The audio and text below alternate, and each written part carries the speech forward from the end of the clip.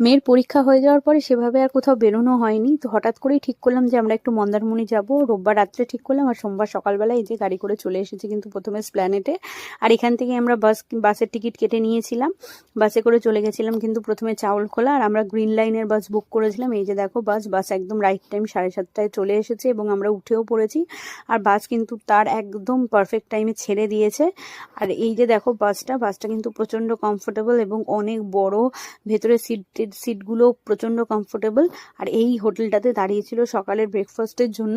তো এখান থেকে সেইভাবে সকালবেলা কিছু আমরা খাইনি, আমি জাস্ট একটু চা খেয়েছিলাম আর 2টো আলুর পরোটা আমরা প্যাক করে নিয়েছিলাম যে বাসে বসে খাবো।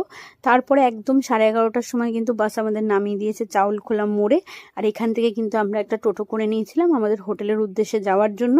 তো চলো নেক্সট মিনি ব্লগে তোমাদের সাথে শেয়ার করছি আমরা কোথায় ছিলাম না ছিলাম এবং কি আনন্দ করলাম না করলাম, সবটাই তোমাদের সাথে শেয়ার করবো।